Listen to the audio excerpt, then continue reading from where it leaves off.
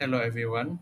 Today, me, Johann 9910 and Bong Kueh Fah 98358 will be doing a presentation on our slides, which is Introduction to the Effects of Economic Recession on Employment, a contemporary analysis for the cost sociology of work.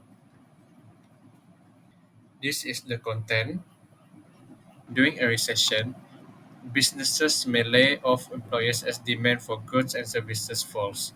To support recovery, government and central bank implement measures such as lowering interest rates to encourage borrowing and spending, offering financial assistance to struggling sectors, and introducing policies to stimulate investment and growth. Key theories explain these downturns. Keynesianism emphasized the importance of aggregate demand in driving employment and growth, while monetarism focuses on managing the money supply to influence the economy.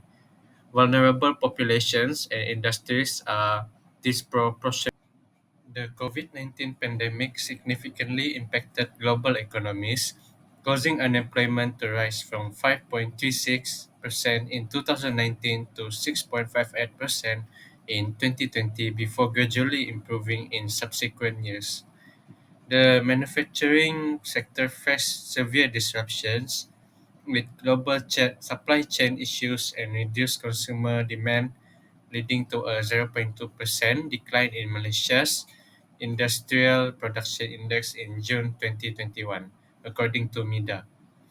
Lockdowns slowed raw material sourcing, further affecting production. Travel, tourism, and transportation sectors were also hit hard, with global demand plummeting and up to 5 million jobs lost in the Asia Pacific region alone by 2020, contributing to an estimated $211 billion economic loss. The COVID 19 pandemic had a profound impact on the workforce, particularly affecting young graduates and older workers. Graduates face reduced internships and job opportunities, with over 10% of employees aged 16 to 25 losing their jobs and nearly 60% experiencing pay cuts, leading to delayed career progression and lower lifetime earnings. At the same time, health concerns and unemployment forced many older workers into early retirement, with a significant rise in retirements during the pandemic's early months. This disrupted financial plans, especially for those leading to save for future needs. So in this slide, we can see the Thailand's tourism industry that's been impacted by the pandemic, which is COVID-19. Before the pandemic, Thailand welcomed over 40 million tourists annually, but this dropped to just 2 million in 2021. For example, hotel occupancy rates collapsed, and millions of jobs were affected as revenue fell by 95%. So, to respond, the governments in Thailand launched programs like We Travel Together to boost domestic travel and the Phuket Sandbox to attract vaccinated international tourists. They also introduced sustainable tourism projects focusing on creating. Okay, so guys, in this slide, we can see the place that been suggested in Thailand, where it contributes to Thailand's revenue lah, in terms of sector of tourism. And guys, I also insert a link where you can watch the video about the unemployment, the people in Thailand, how they suffer when they are loss of income and jobs. So next, we move to the next one, the other country, which is in Saudi Arabia. Okay, in Saudi Arabia, that country which is really high depends on oil industry and gas. So I try to simplify here. During the pandemic, Saudi oil export dropped significantly, reaching about 5.6 million barrels per day by mid 2020 as global demands collapsed. To address this, Saudi Arabia leads efforts within OPEC. So the main function of OPEC is to stabilize the price of oil. So by cutting production to prevent price from falling further. So to mitigate this impact, Saudi Arabia emphasized on their economic diversification under Vision 2030, which is Saudi Arabia long-term plan to reduce reliance on oil by developing other industries such as tourism, technologies, and infrastructures. For example, the Neon Megacity, a futuristic project, was scaled back temporarily due to reduced oil revenues. However, as oil price rose in mid 2024, the country regained some financial stability to support its goals.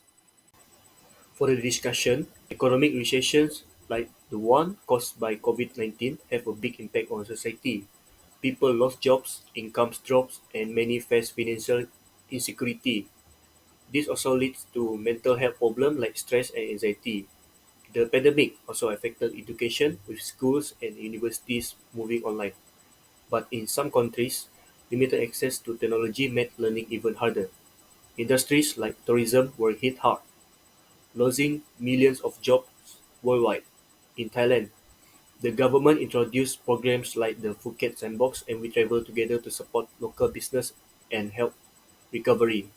In Saudi Arabia, Vision 2030 was launched to diversify the economy and create jobs in tourism and infrastructures. Many struggle to get back into the job market after a recession, especially in industries where jobs have been automated or changed. To help workers recover, government can create reskilling and upskilling programs, helping people learn new skills and transition into growing sectors. It is essential to consider the role of government policies and economic interventions. During tough times like the COVID-19 pandemic, government actions are key to helping people and business. In Malaysia, the government introduced measures like the 20 billion stimulus package, which helped business with tax relief and financial support, especially for tourism and small business. Bank Negara Malaysia also allow loans delays to reduce financial stress. To help those in need, social welfare programs were created, like cash grants for low-income households. These programs help people get back on their feet. The government also focused on the future, investing in things like renewable energy and digital growth for create a stronger economy. The Economic Action Council helped the government adjust policies as the situation changed, making sure the economy could recover. These actions were crucial for stabilizing and recovering the economy during the pandemic. In conclusion, economic recessions disrupt labor markets, leading to higher unemployment, reduced spending, and greater uncertainty, especially for vulnerable groups.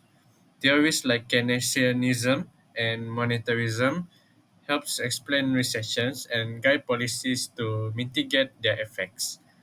Case studies show that unemployment rises sharply during recessions but gradually recovers with government intervention, such as fiscal stimulus and monetary easing.